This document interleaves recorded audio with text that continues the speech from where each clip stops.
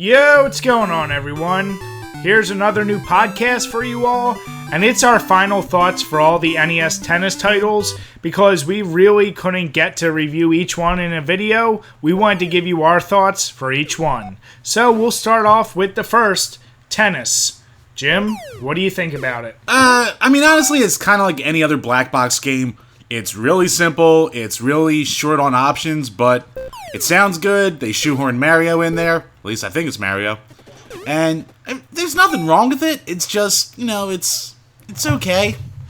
It's got the problems that a lot of the other tennis games have with depth perception and hit detection, but it's still decently fun for what it is. Yeah, I think my biggest problems when I first tried to play this game, the serving. Like Jim said, getting used to that depth perception was a real pain in the dick. Once you learned, it's not bad, and the soundtrack is pretty fun.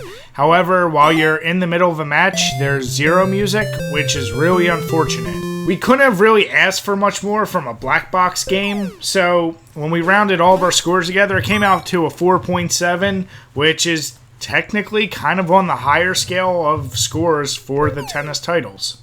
The next game to come out was actually Racket Attack, but we've already done that video, so you can actually click the link here. Our final closing thoughts, at least from my end, was the game really sucked. Yeah, make sure you click that link so, we get, views and likes and stuff. Damn it. Yeah, but seriously, the game's not that great. It's like any other Jalco game. It looks good, it's got some good ideas, the sound's a little ahead of its time, but the gameplay suffers. Yeah, so that one, if you did watch our video, then you already know this, but we gave it a 4.2. Bottom of the barrel for sure. Alright, so the next title we're talking about is Rad Racket Deluxe Tennis 2. But there was no Rad Racket Deluxe Tennis 1, so we don't know why the fuck it was called 2. At least not on the NES. Yeah, so Jim, I'll actually let you start with this one. Alright, the biggest problem right off the bat when you're playing two-player, there's two-player mode, but it's only doubles co-op. How the fuck can you not program a versus mode? That's just lazy. That's some balls laziness. Like most of the games, it has the same problems with depth perception, hit detection, and there's also a noticeable lag when you're doing your swing animation for each player. It's not... looking back, it controls okay-ish for an NES tennis title, but it's still just got a bunch of problems, and I'm sure if you spend a couple weeks getting it down, you could get it, but I don't know, it wasn't for us. Yeah, Jim is being really generous with this title. Racket Attack was definitely the worst with the worst delay, but this was right next to it. I actually scored those two the same when it comes to control because this one was just terrible to me. They were way too focused on trying to perfect the simulation of tennis to being on either side, and they kind of forgot the whole point of a video game is to have fun. So, but Brian, it says big fun in the background.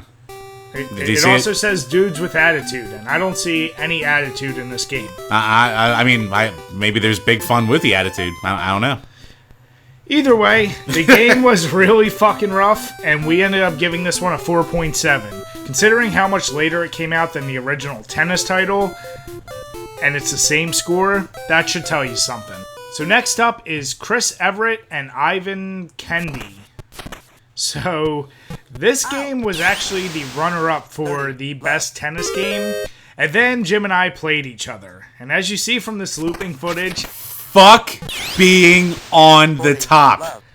Yeah, there's a little bit of an issue if you're on that top. Then again, I never got to the top. Because it never changed. Because I started from the bottom, and now we're here. No. God damn it, no.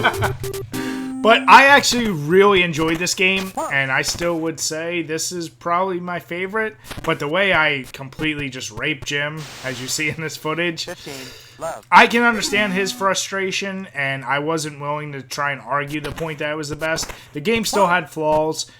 There was still a slight delay with some of the serving and issues like that, but it can be really fast-paced, and they added nice features like the ability to jump and do a diving shot, which was the only tennis game to actually do that. So that was really unique, considering all things. Yeah, it had a lot of unique points to it, and to be fair, when I was playing it single-player, this was probably my favorite tennis game as well.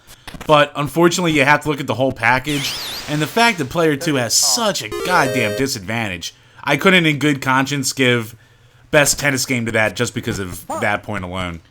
Now, to be fair, it's a decent package.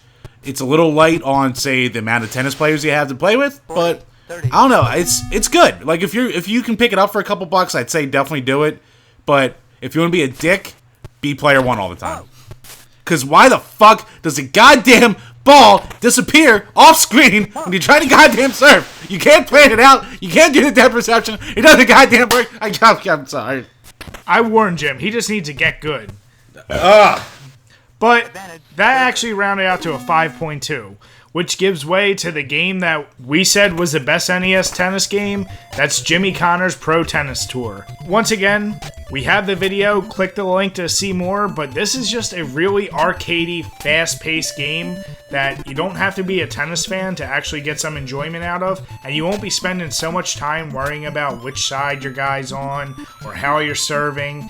You just get right into the action, which is what I appreciate the most about it. Yeah, it's not deep. It doesn't have a lot of gameplay options. It's really not trying to be a simulation. And I said in the video itself, it's kind of glorified Pong, but it keeps it fun. And after playing all these others and how frustrating they can be, it's nice to just have a fun game where you can actually have a good chance at having volleys with each other. So, yeah, just for the fun factor alone, we had to give it probably the best score.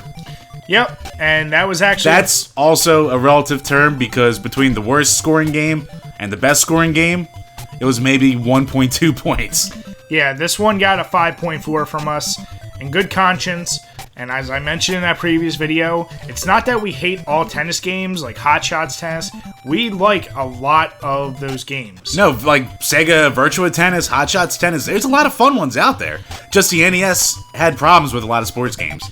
Yeah, so... Despite what nostalgia says, god damn it. Yeah, no, for anyone, and we totally get it. You grew up, this is all you had, but we don't need to worry about that. You go back, you play a game, we recognize these were just very average to below average.